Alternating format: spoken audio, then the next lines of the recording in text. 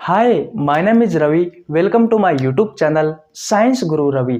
Guys, जैसा कि आपने थंबनेल और टाइटल में देखा, आज की इस वीडियो में हम बात करने वाले हैं स्लीपिंग सिकनेस के बारे में, अर्थात निद्राकारी रोग के बारे में। गाइज, ये एक प्रोटोजोनल डिसीज है, अर्थात प्रोटोजोआ से होने वाली एक बीमारी है।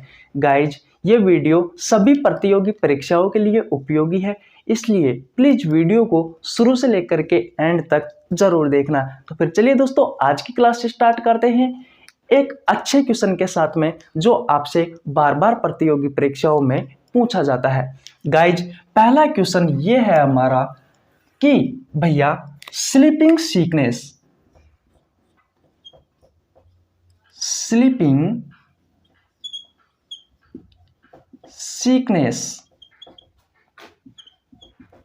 एक बीमारी है।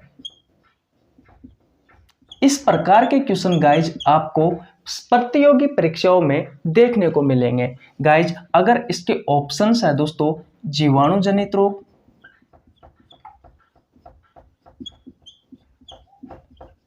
ऑप्शन नंबर बी है गाइज विषाणु जनित रोग,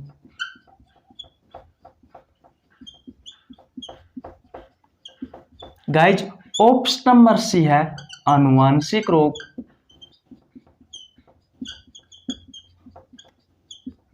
और ऑप्शन नंबर डी है गाइज प्रोटोजोआ जनित रोग। दोस्तों, आपको इनमें से बताना है कि भैया स्लीपिंग सिकनेस एक बीमारी है। क्या भैया स्लीपिंग सिकनेस जीवाणु जनित बीमारी है, या फिर दोस्तों विषाणु जनित रोग है, या फिर दोस्तों आनुवांशिक रोग है, या फिर दोस्तों प्रोटोजोआ जनित रोग है। इस प्रकार के क्वेश्चन दोस्तों आपकी प्रतियोगी परीक्षाओं में पहले भी पूछे गए और आगे भी पूछे जाने की संभावना है। तो गाइज, पहला क्वेश्चन तो आपको यह ध्यान रखना है कि भैया जो स्लीपिंग सिकनेस होता है, ये भैया एक प्रोटोजोनल डिसीज है, यानी कि प्रोटोजोआ से होने वाली बीमारी है, या फिर गाइज मैं कह सकता हूं कि प्रोटोजोआ जनित रोग है। गाइज, अब बात करते हैं स्लीपिंग सिकनेस की। तो भैया इसका एक नाम और होता है, इसे दोस्तों हम अफ्रीकन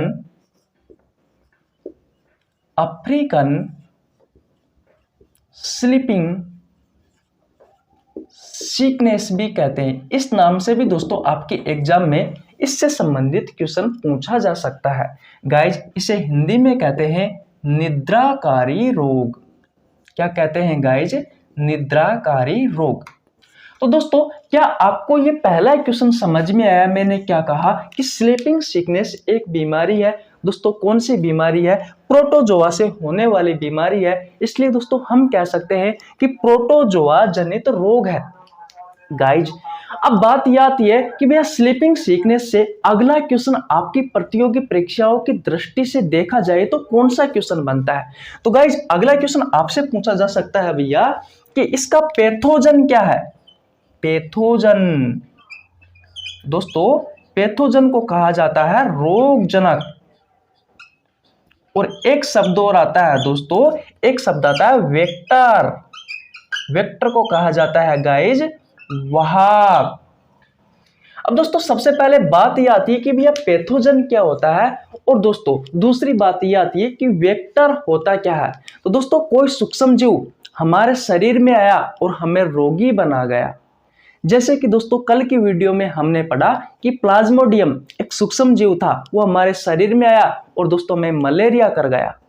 तो दोस्तों प्लाज्मोडियम क्या था? हमारा पैथोजन था। ठीक उसी प्रकार दोस्तों इस स्लीपिंग सिकनेस का पैथोजन क्या है? तो भैया इस स्लीपिंग सिकनेस का पैथोजन है गाइज ट्रिप्नोसोमेना। ट्रिप्नोसोमेना, या फिर दोस्तों मैं लिख सकता हूं ट्रिप्नोसोमा। ये गाइज आपको ध्यान रखना है। दूसरा क्वेश्चन गाइज यहां से बनता है आपकी प्रतियोगी परीक्षाओं में।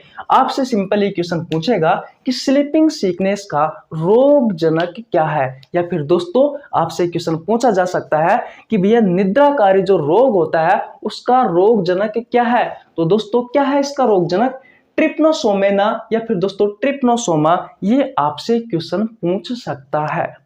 गाइज अब बात करते हैं वेक्टर के बारे में कि वेक्टर क्या होता है।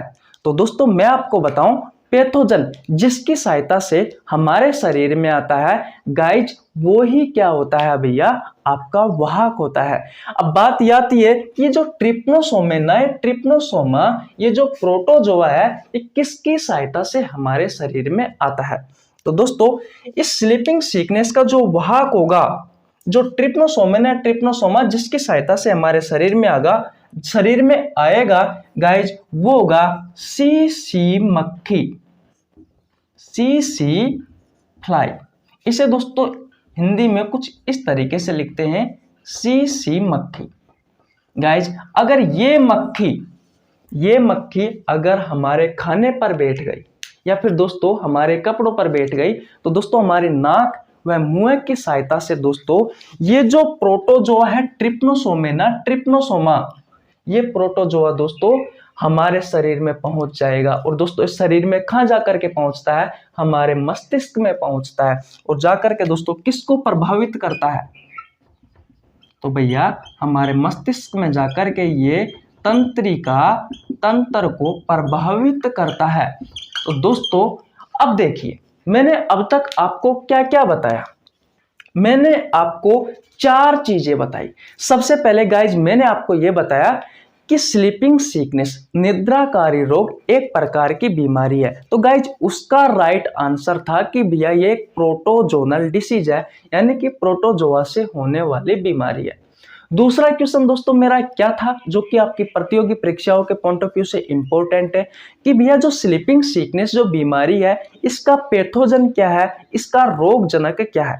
दोस्तों पैथोजन के बारे में मैंने आपको बताया कि कोई सूक्ष्म जीव हमारे शरीर में आया और हमें रोगी कर गया, वो होता है दोस्तों पैथोजन। और वेक्टर क्या होता है, जिसकी सहायता से पैथोजन हमारे शरीर में आया, वो होता है दोस्तों वेक्टर, वाहक। तो दोस्तों पैथोजन क्या है, पैथोजन है दोस्तों ट्रिप्नोसोमेना या फिर ट्रिप्नोसोमा। इसका वाहक क्या है, वाहक है दोस्तों सीसी मक्खी या फिर सीसी फ्लाई हम कह सकते हैं। बात क्लियर है। तो दोस्तों ये मक्खी आपके खाने पर बैठ गई या फिर आपके कपड़ों पर बैठ गई, तो दोस्तों आपके मुंह या फिर नाक की सहायता से ये जो प्रोटोजोआ, एक्चुअली में सीसी मक्खी में दोस्तों ये प्रोटोजोआ होता है, ये ट्रिप्नोसोमेना है, ट्रिप्नोसोमा, जो दोस्तों हमारे नाक में मुंह के रास्ते हमारे शरीर में प्रवेश करता है। और दोस्तों शरीर में कहां जाकर के रुकता है, ये सीधा आपके मस्तिष्क में जाकर के रुकता है और वहां जाकर के आपके दोस्तों तंत्रिका तंत्र को प्रभावित करता है। तो दोस्तों आपका रोग जनक क्या हुआ, ट्रिप्नोसोमेना या ट्रिप्नोसोमा, और आपका वाहक क्या हुआ, सीसी फ्लाई, सीसी मक्खी। बात क्लियर है। अब देखिए दोस्तों, जब ये प्रोटोजोआ आपके शरीर में चला जाएगा तो आपको क्या क्या लक्षण देखने को मिलेंगे। तो दोस्तों लक्षणों की बात करूं, मैं सिम्टम्स की बात करूं, तो भैया सबसे पहला आपको बुखार आएगा, बहुत तेज बुखार होगा। दूसरी बात, लगातार आप इस रोग में 20 से 22 घंटे तक आसानी से सोते रहते हो। 20 से 22 घंटे तक दोस्तों आप इस रोग में सोते रहते हो। इस कारण दोस्तों इस रोग को निद्राकारी रोग कहा गया है। इस रोग में दोस्तों आपकी जो याददाश्त है, वो याददाश्त में कमी होगी, आपकी याददाश्त में कमी होगी। आपका जो व्यवहार है गाइज, वो व्यवहार दोस्तों, उस व्यवहार में परिवर्तन आएगा। आपकी सोचने की क्षमता, आपकी समझने की क्षमता गाइज घट जाएगी। आपका जो पलिया होता है दोस्तों, उस पलिया में दर्द होगा। तो दोस्तों इस प्रकार के लक्षण आपको देखने को मिलते हैं इस बीमारी में। क्या दोस्तों आपको ये बात समझ में आई या नहीं आई? अगर आपने स्क्रीनशॉट नहीं लिया है तो स्क्रीनशॉट ले लीजिए।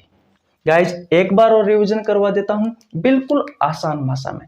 सबसे पहला आपसे क्वेश्चन पूछा जाता है कि स्लीपिंग सिकनेस एक बीमारी है, तो दोस्तों कौन सी बीमारी है, प्रोटोजोआ जनित रोग है। दूसरी बात कि भैया जो स्लीपिंग सिकनेस बीमारी है, इसका पैथोजन क्या है, तो भैया इसका पैथोजन है ट्रिप्नोसोमेना या फिर दोस्तों ट्रिप्नोसोमा।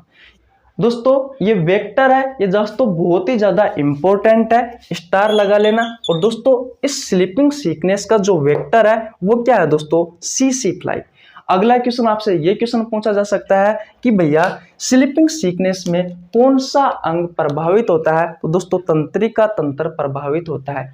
इसके क्या लक्षण है, तो दोस्तों आपको तेज बुखार आएगा, लगातार जो रोगी होगा दोस्तों 20 से 22 घंटे तक सोएगा इस रोग में नॉर्मली, उसकी याददाश्त कमजोर हो जाएगी, उसकी सोचने समझने की जो क्षमता है दोस्तों वो कमजोर हो जाएगी, उसका व्यवहार में परिवर्तन आएगा, उसका जो पलिया होगा उस पलिये में दर्द नहीं दोस्तों, उस पलिये में सूजन आ जाएगा, इस रोग में उस पलिये में सूजन आ जाएगा।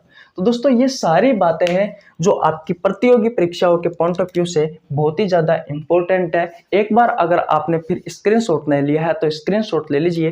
तो बताओ कैसी लगी आपको वीडियो। अगर वीडियो अच्छी लगी हो तो वीडियो को लाइक कर देना, चैनल पर नया है तो चैनल को सब्सक्राइब कर लेना, बेल आइकन को प्रेस कर लेना, जिससे आपके पास हमारी वीडियो का नोटिफिकेशन टाइम टू टाइम पहुंच सके। मिलते हैं किसी नेक्स्ट वीडियो में, तब तक के लिए जय हिंद जय भारत।